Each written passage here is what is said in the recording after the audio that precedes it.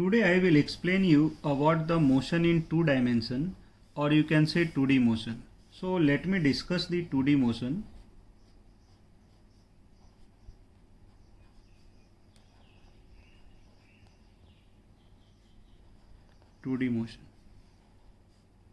Okay. Till now you have complete idea about the 1D motion, and you know 1D motion means motion on straight line. That means motion on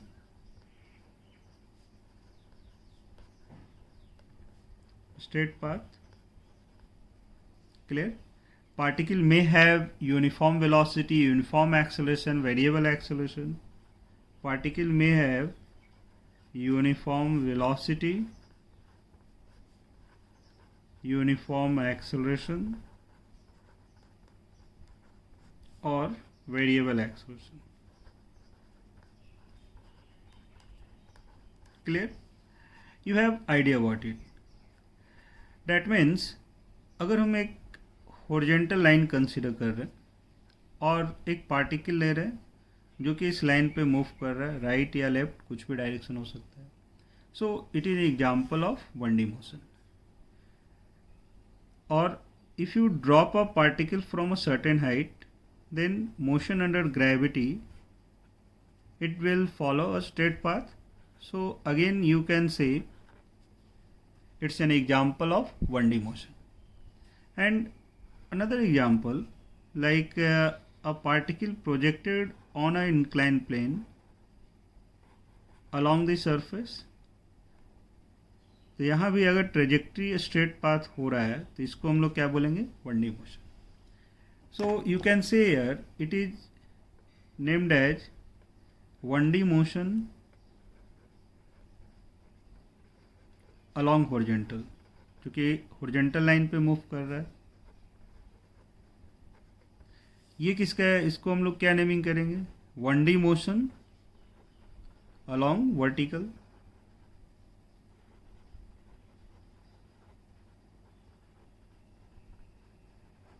Clear?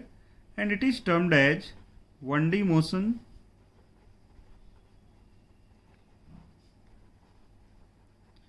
along parallel to incline. Clear? So all are the example of 1D motion.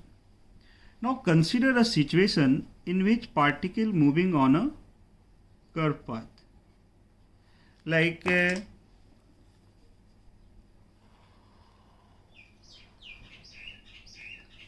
clear?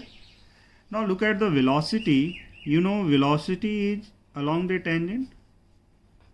Velocity for all type of motion, it will be tangent to the trajectory. It is directed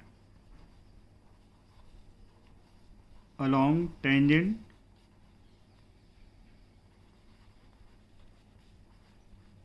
of the trajectory. Okay. So basically curve path में क्या हो रहा है कि velocity का direction जो हो रहा है हमेशा चेंज हो रहा है. यहाँ पे वेलोसिटी का डायरेक्शन इधर है, यहाँ का डायरेक्शन ऑफ वेलोसिटी क्या हो रहा है, चेंज हो रहा है.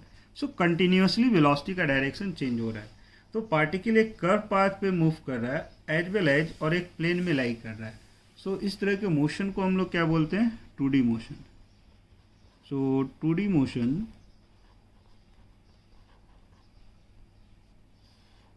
that means motion of particle on a curved path, motion of particle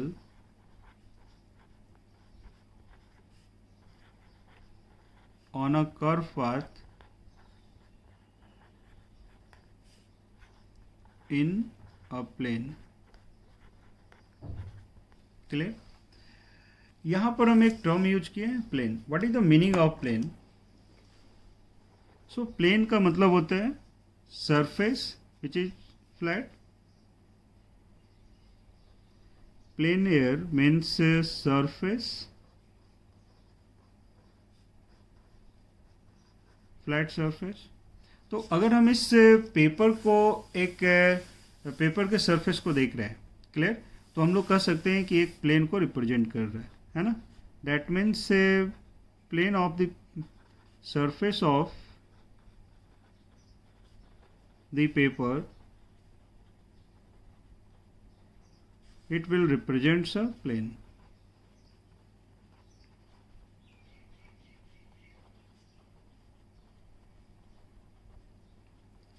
Okay, or in terms of coordinate axis, like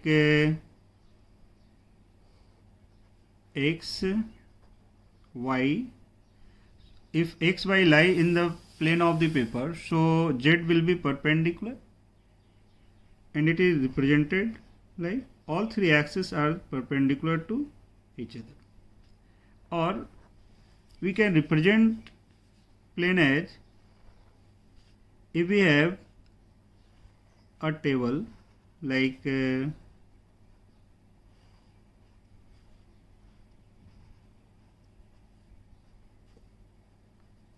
and axis represented as, it is x, and if it is y, then z axis will be perpendicular to both and it will be above the table surface. So table, plane of the table, you can say it is, in terms of coordinate axis, it will be xy, since x and y lie in the plane of the table. So plane of the table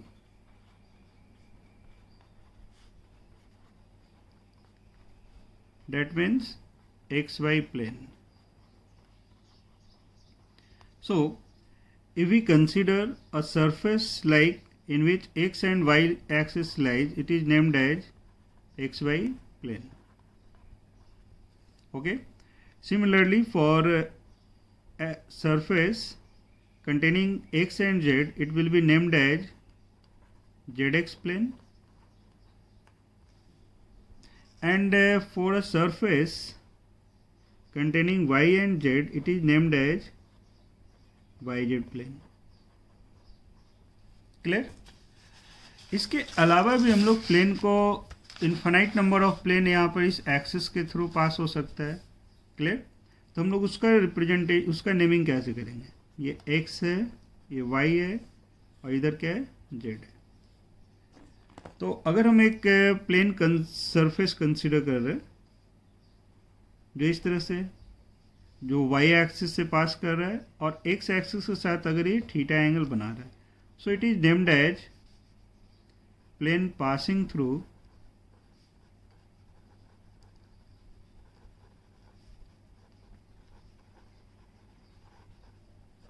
y axis and makes an angle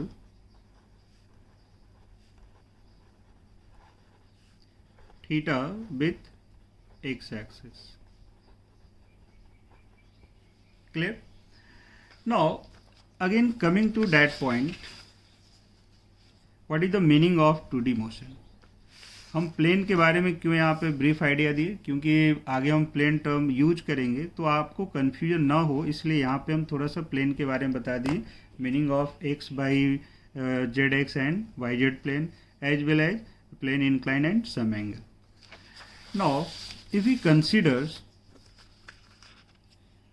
straight line, or you can say 1D motion, it is a straight line and particle moving on that line, and one of the axis represented as,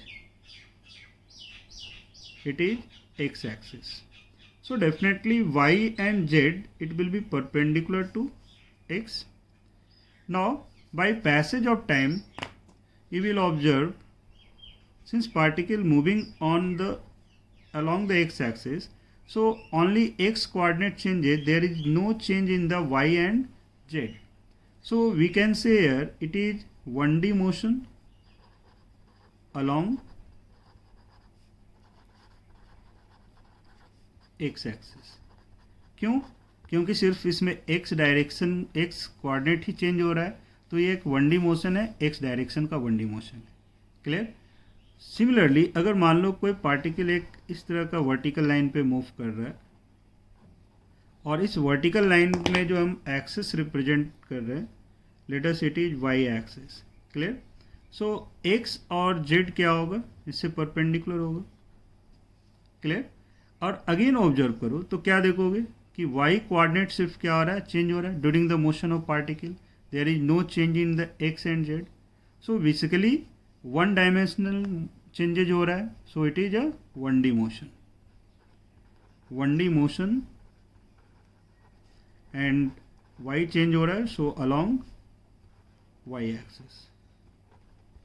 clear? Now इसके पहले अभी just हम एक example लिए थे जहाँ पे particle एक इंक्लाइन प्लेन पे मूव कर रहा है। तो अगर हम सेम एग्जांपल को ले रहे हैं कि पार्टिकल इंक्लाइन प्लेन पे मूव कर रहा है, इसका ट्रेजेक्ट्री कैसा है, स्ट्रेट पाथ है along the surface. So one of the axis, अगर हम डायरेक्शन ऑफ मोशन के अलोंग ले रहे हैं, let us say that axis is X, so definitely Y and Z it will be perpendicular to incline. Clear? But अगर आप observe करोगे कि अगर हम इसको y मान लेते हैं, पार्टिकल इधर अलोंग द इंक्लाइन जा रहा है, तो by passage of time there is only change in its x coordinate. Clear? There is no change in the y as well as the z। Clear? So you can say here it is 1D motion along the in parallel to plane और 1D motion along the x axis।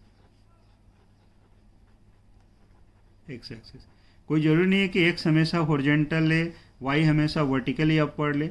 आप x अगर इस direction में ले रहे हो तो definitely y उससे परपेंडिकुलर होगा और z भी उससे क्या होगा, परपेंडिकुलर होगा।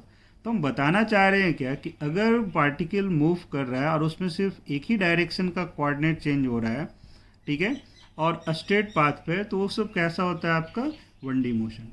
तो यहाँ पे जो हम दिखा रहे हैं वो कैसा मोशन है आपका, 1D मोशन है। अब देखो, अब इसको रिलेट करना चाह रहे हैं कर्व पाथ के ट्रेजेक्ट्री से।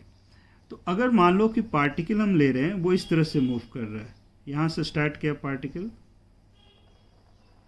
इस तरह का एक कर्व पे जा रहा है। क्लियर? तो अगर हम इनिशियल डायरेक्शन ऑफ मोशन के अलोंग एक एक्सिस को रिप्रेजेंट कर दे, लाइक चलो मान लो कि यहाँ पे एक्सिस क्या है आपका, ये एक्स एक्सिस है, तो इससे परपेंडिकुलर एक्सिस क्या हो जाएगा, ये वाई एक्सिस हो जाएगा, होगा। ओके, नाउ और जेड इससे क्या आ जाएगा, perpendicular above the plane of the paper और इनटू द प्लेन, कुछ भी होगा। Now look here, after some time particle will be at that position, फिर समय के साथ चेंज होके यहाँ पे आ जाएगा, फिर चेंज होके यहाँ पे आएगा। अगर आप यहाँ से परपेंडिकुलर ड्रॉप कर रहे हो एक्स और वाई एक्सिस पे, तो आप क्या देख रहे हो कि टाइम के साथ एक्स कोऑर्डिनेट भी चेंज हो रहा है और वाई कोऑर्डिनेट भी चेंज हो रहा है। पार्टिकल एक्स के अलॉन्ग यहाँ से यहाँ आ गया, पार्टिकल वाई के अलॉन्ग देखोगे तो यहाँ से यहाँ मूव कर रहा है, मतलब पार्टिकल वाई के अलॉन्ग भी मूव कर रहा है और पार्टिकल एक्स के अलॉन्ग भी मूव कर रहा है। That's why there is change in 2 dimension along x and along y. So it is an example of 2D motion. Now it is clear. Now to analyze the 2D motion, again consider the same curve path in a xy plane. That means plane of the paper. So we have change in x coordinate as well as y coordinate with time. It is x and it is y. Clear? That means by passage of time, if it is x and corresponding value on y, it is y1. After some time it is x2 and corresponding y is y2. Okay, clear? Now since motion along x axis as well as y axis, so 2D motion को analyse करना कोई बहुत problem नहीं है। आप इसको 1D motion में break करो, 1D motion along x axis and here other 1D motion along y axis. So 2D motion we can say may be analyzed as two 1D motion, and both 1D motion must be perpendicular. It is perpendicular to each other. Okay, here xy plane. So for the given xy plane, you may divide it first 1D motion, which is along x-axis, that is 1D motion along x direction, and other 1D motion along y-axis.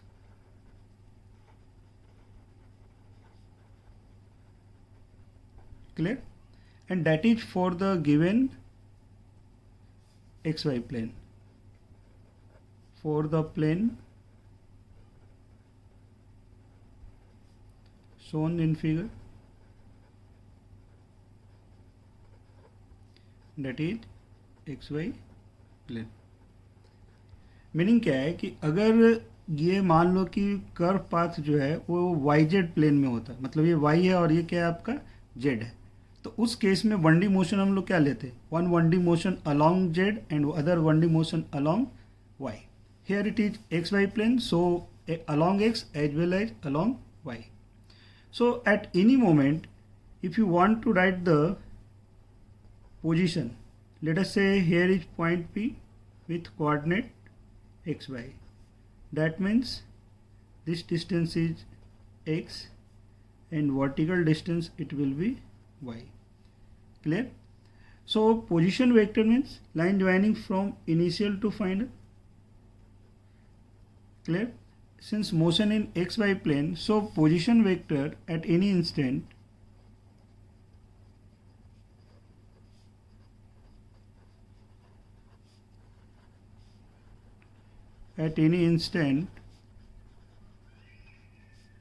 it may be written as. Now look here, along x direction its displacement is x.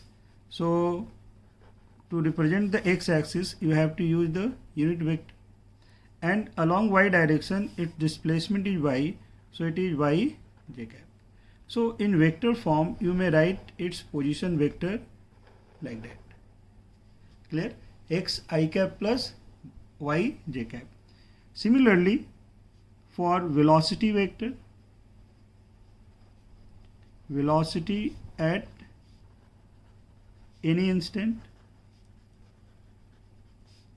since x changes, so rate of change of x it will be velocity along x direction.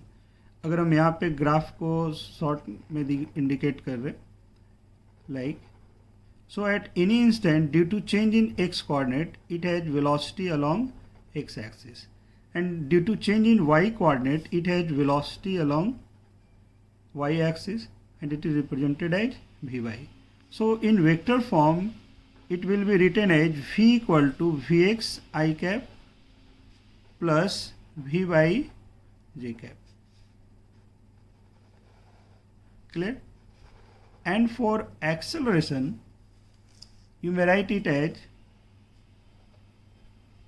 acceleration at any instant, it will be a equal to ax I cap plus a by j cap. Clear? That means due to change in velocity along x axis it will have acceleration along x, and due to change in velocity along y axis it will have acceleration along y. So it is represented like that. तो कुछ करना नहीं है, आपको क्या देखना है, one 1D motion along x axis and other 1D motion along y axis if motion in xy plane. अगर मोशन आपका zx प्लेन में हो रहा है तो one 1D motion along x axis and other 1D motion along z axis. So वहाँ पे term क्या आ जाएगा, I cap plus K cap, I cap plus K cap and so on. Clear? अब देखो जो 1D मोशन का जो कॉन्सेप्ट है जो आप अप्लाई किए हो यहाँ पे यूज कर सकते हो, कि अगर हम फोकस कर रहे हैं इस पार्ट पे फोकस करो, कि अगर हम x वाले पार्ट को ले रहे हैं तो x वाले पार्ट पे अगर अलॉन्ग अगर हम x डायरेक्शन मोशन कंसिडर कर रहे हैं तो वहाँ पे डिस्प्लेसमेंट x के अलॉन्ग x है, वेलोसिटी अलॉन्ग x क्या है vx है, एंड एक्सेलरेशन अलॉन्ग x क्या है x है। और इसका रिलेशन आपको पता है तो यहाँ पे भी आप डायरेक्ट यूज करोगे, अगर मोशन यूज करोगे that means vx it is equal to dx by dt and acceleration along x axis it is equal to dv x by dt। और एक्सेलरेशन को हम लोग क्या लिखते हैं, it is vx into dv x by dx। ये सारे formula जो आप पढ़ चुके हो 1D मोशन में। Similarly if you apply here for along y direction, तो y डायरेक्शन के लिए डिस्प्लेसमेंट क्या है y है, तो वेलोसिटी अलॉन्ग y डायरेक्शन क्या हो जाएगा, it is dy by dt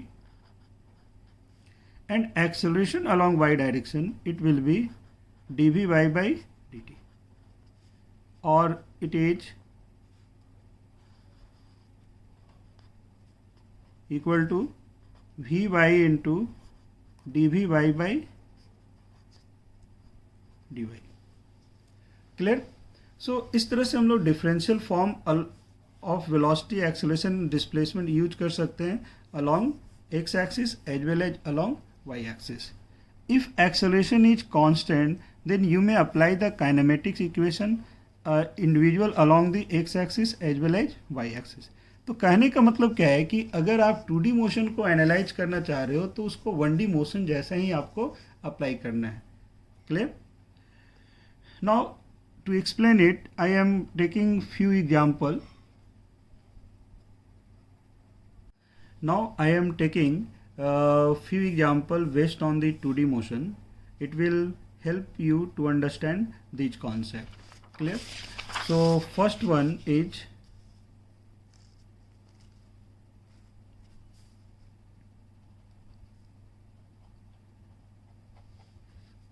like if velocity vector for a particle it is 10 meter per second and directed along x-axis. Clear? And its acceleration which is uniform, it has value 5 meter per second and angle between velocity and acceleration it is 37 degree. And you have to find out position at, let us say time position at t equal to 2 second और vector होगा करना यहाँ पे position vector at t equal to 2 second and other term is velocity at t equal to 2 second. अब देखिए यहाँ पे कि मोशन कैसा हो रहा है, पार्टिकल किस प्लेन में मूव कर रहा है। तो अगर हम देखेंगे कि ये इनिशियल डायरेक्शन के अलॉन्ग एक डायमेंशन हम ले लिए एक्स एक्सिस, तो इसका परपेंडिकुलर क्या हो गया आपका वाई एक्सिस। क्लियर? तो डेफिनेटली इसमें एक्सेलरेशन है, तो पार्टिकल का ट्रेजेक्ट्री कैसा होगा, किस तरह का पाथ पे मूव करेगा, तो क्या ऑलवेज एक्स के अलॉन्ग जाएगा, नहीं। इसमें इस डायरेक्शन में एक्सेलरेशन है तो ये ऊपर की ओर थोड़ा सा क्या होगा आपका शिफ्ट होता चला जाएगा। इसका मतलब क्या हो गया कि पार्टिकल का जो ट्रेजेक्ट्री है वो अलॉन्ग एक्स नहीं है, अलॉन्ग वाई नहीं है, वो इस प्लेन में कोई कर्व पे मूव कर रहा है। So it is example of 2D motion. Clear? So it is 2D motion. तो आप भी अभी जस्ट आपको बताएं कि 2D मोशन को एनालाइज करने के लिए हम लोग क्या करते हैं, 2 इंडिविजुअल 1D मोशन में ब्रेक करते हैं। तो अगर हम लोग 1D मोशन अलॉन्ग एक्स ले रहे हैं, चूंकि एक्स वाई प्लेन में मूव कर रहा है, तो सेकंड क्या लेना होगा अलॉन्ग वाई। तो चलो हम लोग मोशन एनालाइज कर रहे हैं x as well as y. Clear? Now look here, अभी हम सिर्फ एक्स के अलॉन्ग फोकस करेंगे, तो वेलोसिटी एक्सेलरेशन सब एक्स डायरेक्शन का ही हम लोग लेंगे। तो initial velocity along x direction it is 10 metre per second and direction is right. Now for the acceleration, if you resolve the acceleration along x direction, it will have magnitude it is a vector और ये theta है, तो इस direction में क्या आ जाएगा, A cos of theta. So A cos of theta. Clear. Now one point you have to remember always, in physics generally angle 37 या 53 रहता है, तो आप इस वैल्यू को याद रख सकते हो. अदरवाइज दिया भी रहेगा कुछ क्वेश्चन में कि अगर ये 5 है 3 है तो ये 4 होगा, और 5 3 के बीच का एंगल जो है ये क्या है आपका 53 डिग्री, तो ये एंगल क्या आ जाएगा आपका 37 degree, since that angle is 90.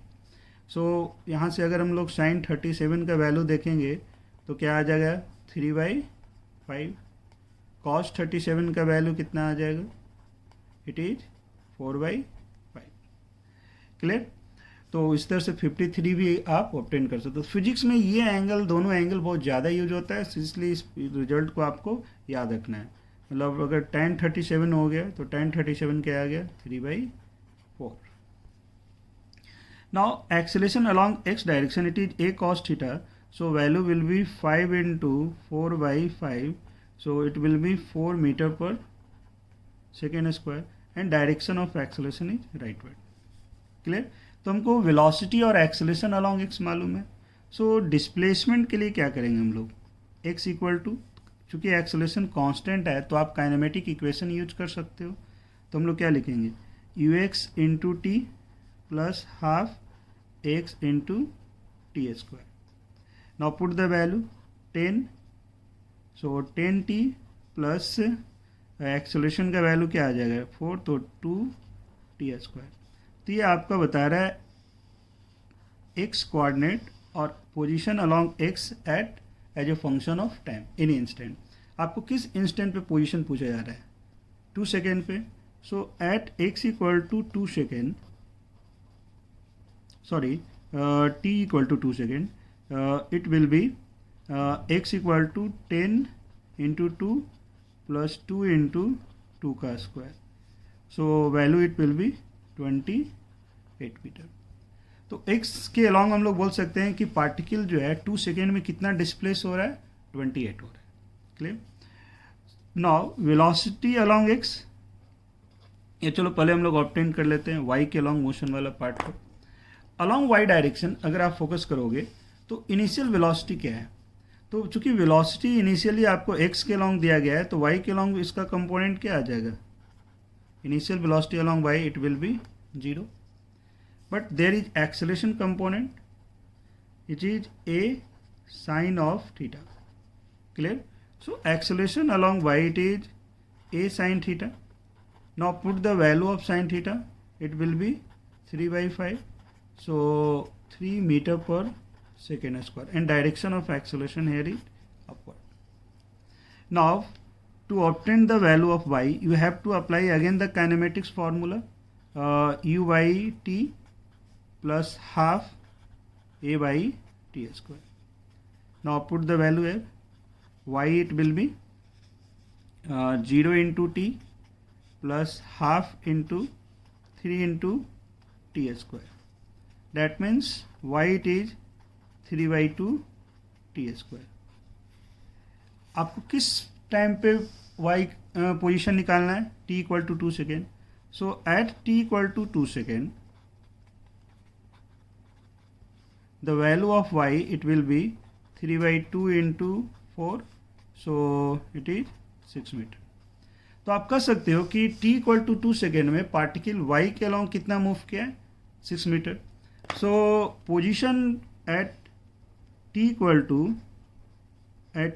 To 2 second, position vector अगर हम लोग लिखना चाह रहे हैं तो क्या होगा, अलॉन्ग x इस displacement is 28, so 28 metre i cap for x direction unit vector, and along y it displacement is 6, so it is 6 metre j cap. So it will be the answer for the first part. Clear. कि अगर आपको position बताना है, मतलब क्या बताना है, x और y का वैल्यू बताना है at any instant. Clear. So vector form में हम लोग उस पोजीशन वेक्टर को लिख सकते हैं. Now for the velocity at t equal to 2 second. तो अब आप देखो कि अगर हम लोग वेलोसिटी के लिए कंसिडर कर रहे हैं तो इसको अगर हम लोग ऐसे भी लिख सकते हैं, now for the velocity since acceleration is constant again motion along x axis हम कंसिडर कर रहे हैं, तो v x it will be equal to u x plus x into t. तो यहाँ से क्या ऑब्टेंड हो गया आपका, v x equal to u x is 10 and acceleration along x axis it is 4 meter per second, so 4 into t, so it is the velocity along x axis at a function of time t। इसको हम लोग direct इसको differentiate करके भी obtain कर सकते हैं कि अगर हम लोग d x by d t consider कर रहे हैं, so it will give the v x, so the value of v x it will be same differentiated, so it will be 10 plus differentiation of 2t square with respect to t, it will be 40। Similarly along Y axis again अगर आप kinematics apply करोगे, since acceleration is constant, so v y it will be u y plus a y into t. Now v y it is u y is 0, a y का value कितना है आपका 3, तो 3 into t, so basically v y क्या आ गया आपका 3t हो रहा है एट एनी इंस्टेंट।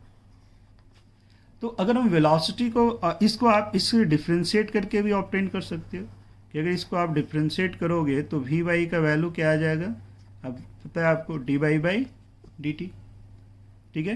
तो आप देख लो डिफ्रेंशिएट करके टी स्क्वायर का differentiation 2t, so 2 cancel out, तो it will be 3t।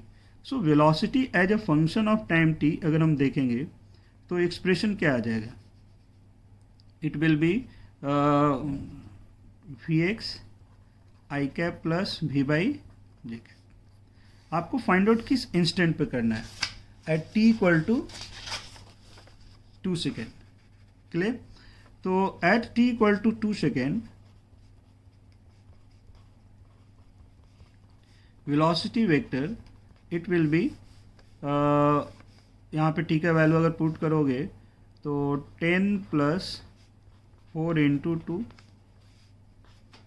Clear, I cap plus, अगर इसमें हम 2 का value put T equal to 2 put करेंगे तो क्या आ रहा है 6, तो 6 जे cap. So basically it is 18 I cap plus 6 J cap,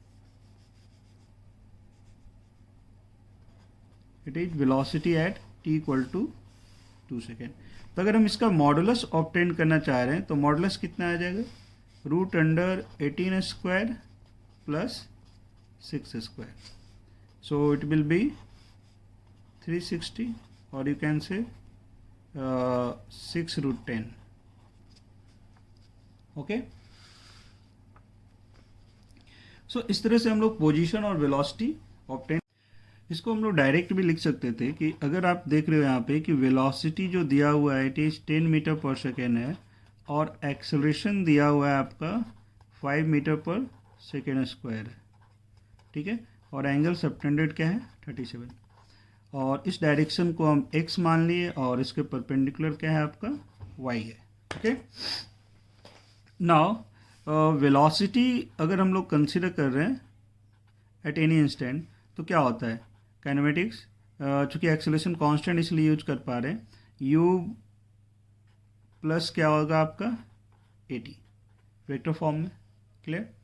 सो अगर हम लोग इनिशियल वेलोसिटी देखेंगे वेक्टर फॉर्म में तो इसको हम लोग क्या लिख सकते हैं 10 आई कैप, एंड एक्सेलरेशन को अगर वेक्टर फॉर्म में लिखोगे तो acceleration along x and along y, so it is 5 cos of 37 i cap plus y के अलोंग कितना आएगा 5 sin of 37,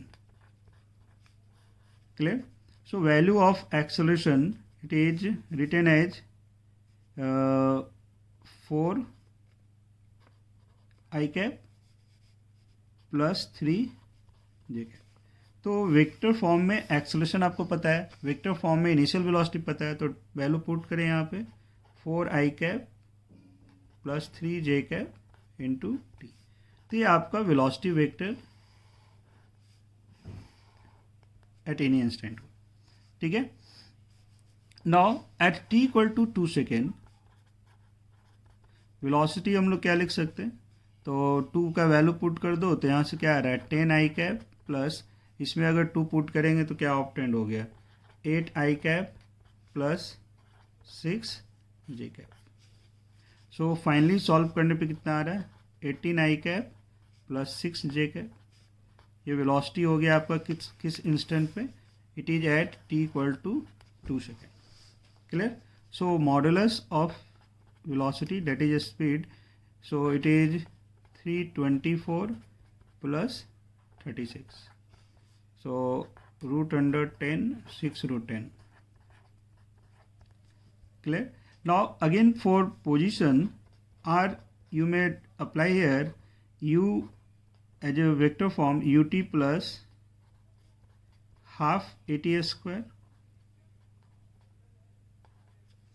So r vector it will be u again vector form में कितना हो गया, 10 metre per second, so it is 10 i cap into t plus half into acceleration is 4 i cap plus 3 j cap, clear, into t square। तो ये position as at any instant हो गया। अब आपको फाइंड आउट करना था t equal to 2 second. So at t equal to 2 second हम लोग क्या लिख सकते हैं, r equal to 10 i cap into 2 plus half into 4 i cap plus 3 j cap into 2 का स्क्वायर। सो फाइनली आपका कितना ऑप्टेंड होगा, यहाँ से 20 आई कैप, यहाँ से क्या आएगा 2 कैंसिल आउट हो जाएगा तो 8, so it is 28 I cap plus यहाँ से देखो 4 to 2 6 जे कैप। तो ये आपका पोजीशन है। तो इस तरह से 2D मोशन को हम लोग एनालाइज कर सकते हैं 1D मोशन में ब्रेक करके, और जो कॉन्सेप्ट 1D मोशन में आप अप्लाई किए वही अप्लाई करना है। यहाँ पे कांस्टेंट एक्सेलरेशन था, अगेन हम रिपीट कर रहे हैं, एक्सेलरेशन कांस्टेंट था, इसलिए जो 1D मोशन अलोंग एक्स और वाई लिए उसमें आप काइनेमेटिक इक्वेशन आप डायरेक्ट यूज कर रहे हो। अदरवाइज आपको डिफरेंशियल फॉर्म यूज करना है। अगर मान लो कि वेलोसिटी अलोंग एक्स वेरिएबल है, वेलोसिटी अलोंग वाई भी variable as a function of time है, तो उस केस में आपको उसको डिफरेंशियल फॉर्म यूज करके सॉल्व करना है, बट अप्लाई वही करना है कि along x as well as along y. Now another setup, second example, like if a position vector is given as 3t i cap plus 8t square j cap। तो i cap j cap क्या बता रहा है कि आपका x Y plane में, और यहाँ पे ध्यान देना है कि जो x कोऑर्डिनेट है वो टाइम का फंक्शन है, y कोऑर्डिनेट भी टाइम के साथ क्या हो रहा है आपका चेंज हो रहा है। आपको फाइंड आउट करना है, find first is velocity as a function of time t, second acceleration as a function of time t, third speed at t equal to 1 second, and fourth equation of trajectory।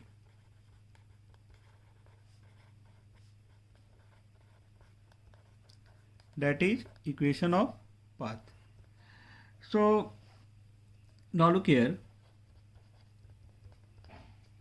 अगर आप इसको consider करोगे चूंकि x Y plane में move कर, ये यहाँ से क्लियर हो रहा है आई और जे है, तो अगर एक्स डायरेक्शन में देख रहे हो तो ये एक्स का वैल्यू कितना हो गया आपको 3t। Now value of y है इट इज 80 स्क्वायर। तो वेलोसिटी का मतलब क्या है कि velocity along x axis as well as velocity along Y axis. तो वेलोसिटी अलोंग एक्स के लिए क्या करेंगे हम लोग, इसको डिफ्रेंशिएट करेंगे। So v x it will be d x by d t. Now differentiation of 3t with respect to t it will be 3। That means x के अलोंग वेलोसिटी क्या है आपका 3 मीटर पर सेकेंड है and it is constant. Similarly अगर y को differentiate कर रहे हो तो it will give velocity along y direction, so dy by d T. Okay, so D D T of 80 square, so value will be 16t। clear। so velocity vector as a function of time along x it will be 3, so 3 I cap plus along y it is 16t, so 16t j cap. So it is the answer for the first part. Now for the acceleration, तो acceleration you know it is the rate of change of velocity, ठीक है. तो again इसको differentiate कर रहे हैं, तो चूंकि x के अलॉन्ग वेलोसिटी है तो ये किस डायरेक्शन का एक्सेलरेशन देगा, along x. So it is dv/dt and since vx is constant value, so differentiation of that it will be 2. That means there is no acceleration along x axis. Now for acceleration along y axis, ay, we have to differentiate the vy term. अब ये देखो constant नहीं है, ये t पे depend कर रहा है, तो इसका मीनिंग क्या हो गया, इसको डिफ्रेंशिएट करोगे तो क्या आ जाएगा, 16t with respect to t it will be 16. So acceleration vector form में अगर लिखेंगे एट एनी इंस्टेंट तो along x it will be 0, along y it is 16. तो अलॉन्ग y हम लोग क्या लिखेंगे, तो 16 और y के लिए j cap. So it is the answer for the second part. Clear. Again देखो यहाँ पे एक्सेलरेशन क्या आ गया, कांस्टेंट, तो इसको हम लोग बोल सकते हैं कि यूनिफॉर्मली एक्सेलरेटेड है. Clear. Now for the third part, that is velocity at t equal to 1 second. तो यहाँ पे वैल्यू पुट कर दो, at t equal to 1 second velocity का वैल्यू कितना आ गया, 3i cap plus 16 j cap. So modulus it will be √3 square plus 16 square. So it is 265 meter per second. That is the answer for third part. Now यहाँ पे एक term use की, equation of trajectory, equation of path आपको find out करना है. तो equation of path का मतलब होता है relation between x and y, relation between x and y. क्योंकि मोशन एक्स वाई प्लेन में हो रहा है तो हम लोग को एक्स वाई में ही रिलेशन फाइंड आउट करना है. अब यहाँ पे देखो कि x का जो वैल्यू है वो 3t है, y का वैल्यू क्या है आपको 5t स्क्वायर. तो अगर हम इससे t को रिप्लेस करें तो एक्स वाई में रिलेशन आ जाएगा. तो इससे आपका क्या ऑब्टेंड हो रहा है, यहाँ से देखोगे तो t का वैल्यू हो गया x/3. सो अगर हम लोग y में इस t का वैल्यू पुट कर रहे हैं तो क्या ऑब्टेंड हो जाएगा, y का एक्सप्रेशन देखो 80 स्क्वायर है, तो वैल्यू पुट करोगे तो 8 इंटू x/3 का whole square. So basically y equal to 8/9 square. So it is a equation of trajectory, it is equation of path और यू कैन से ट्रेजेक्ट्री. और ये क्वाड्रेटिक है मतलब पैराबोलिक होगा. तो यहाँ तक क्लियर हो गया. तो 2 बेसिक कम एग्जाम्पल लिए जिसमें आपको हम बताने की कोशिश की कि 2D मोशन है तो उसको कैसे एनालाइज करना है. तो कुछ नहीं करना है, बस आपको सिर्फ 1D मोशन को ही अप्लाई करना है. 2 इंडिविजुअल 2 परपेंडिकुलर 1D मोशन में लेना है. ठीक है. Now another example,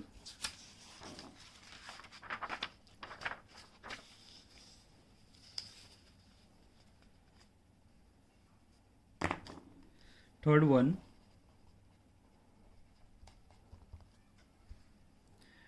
if velocity of particle is given by 2/i cap plus 4x j cap, and if particle passes through 3, 4. Again you have to find out equation of trajectory. Find equation of trajectory. Clear. तो equation of trajectory का मतलब क्या है, relation between x और y find out करना अगर x Y plane में हो रहा है. तो यहाँ पर देखो वेलोसिटी वेक्टर दिया हुआ है, वो आपका x के अलॉन्ग 2y है और y के अलॉन्ग वैल्यू कितना है आपको 4x जे कैप है। सो कह सकते हो कि ये that value is v x and this one is v y. Clear? So v x equal to 2y and vy equal to 4x. You know vx, that is dx by dt. So dx by dt it will be 2x और vy का मतलब क्या हो रहा है, dy by dt. So dy by dt equal to क्या है आपका 4x है। अब यहाँ से देखो कि अगर हम इसको डिवाइड कर दें, मतलब dy by dt divided by dx by dt. So it is 4x divided by 2y और you can say 2x by y. So left hand side क्या हो गया ये वैल्यू आपका, it will be dy by dx. So dy by dx is 2x by y.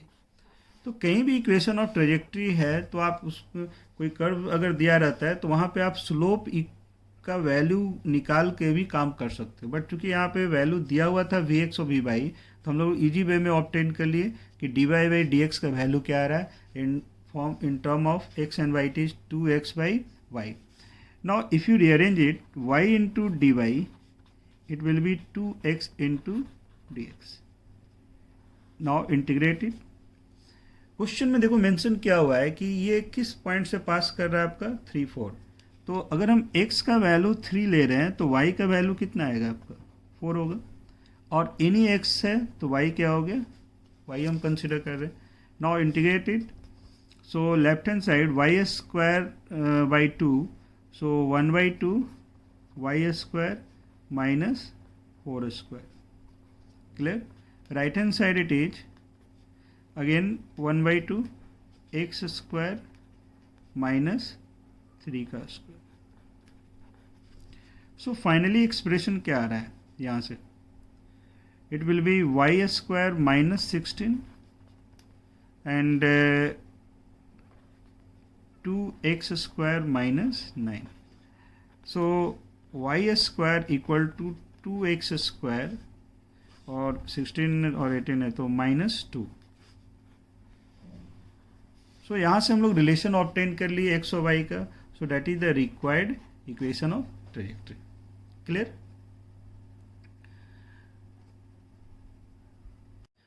Now taking another example, example 4.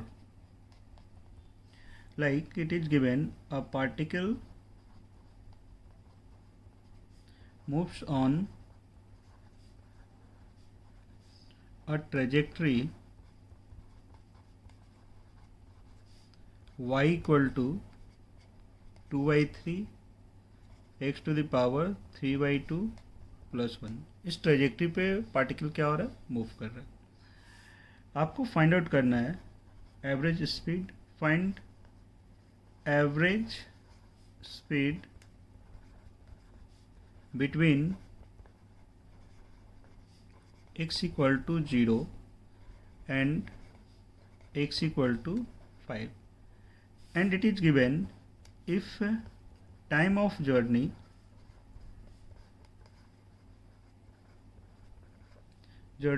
is 6√6 minus 1 second. मतलब time of journey दिया हुआ है, आपको एवरेज स्पीड पूछा जा रहा है।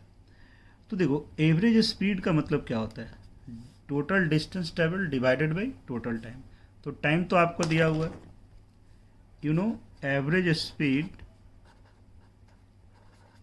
It is equal to distance travel in that interval divided by time interval.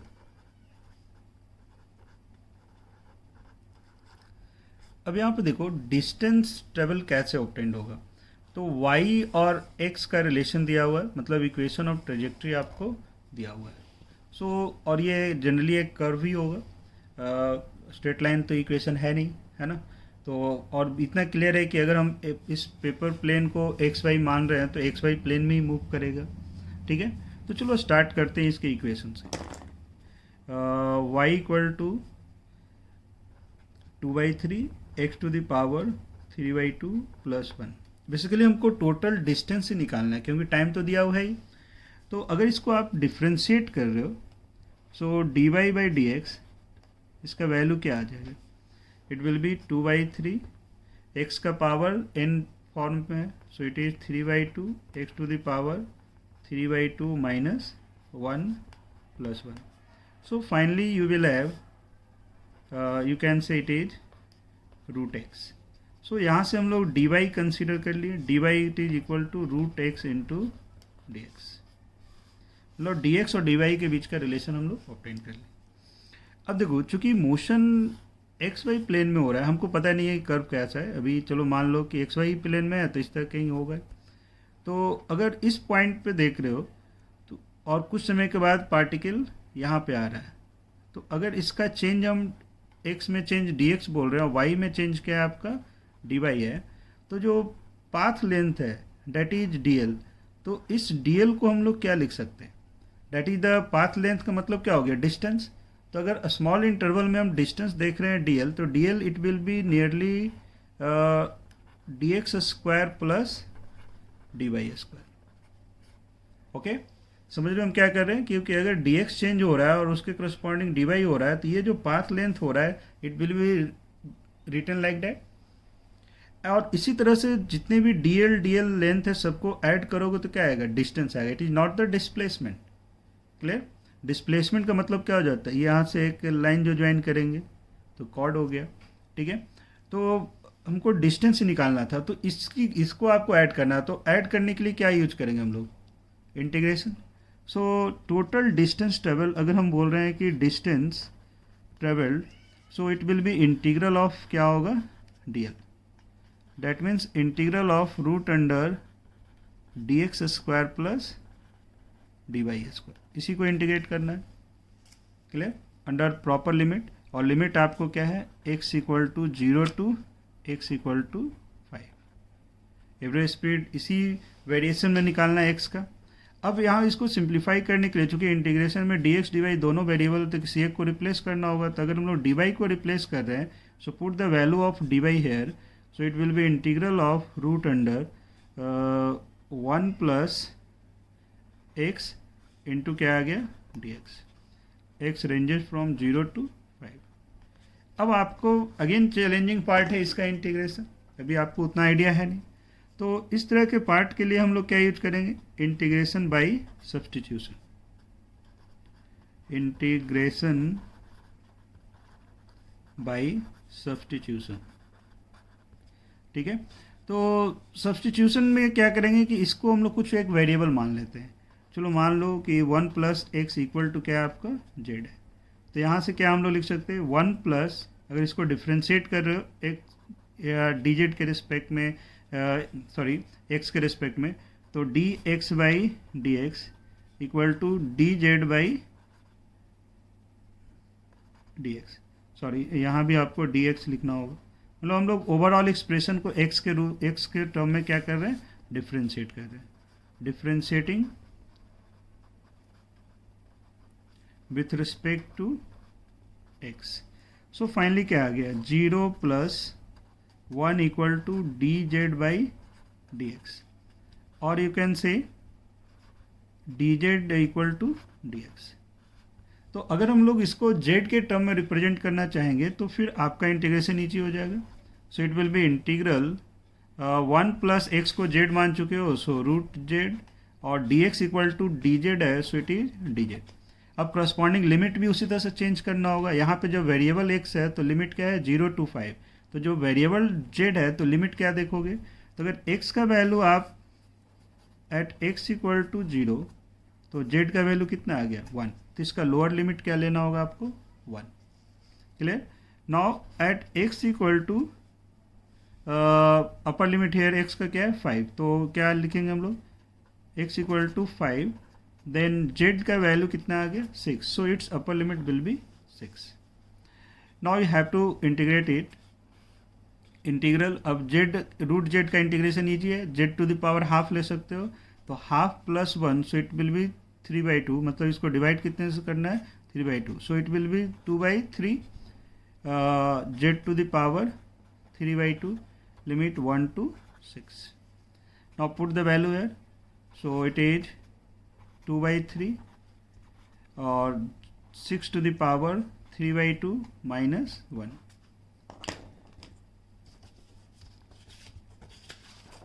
So here you will have,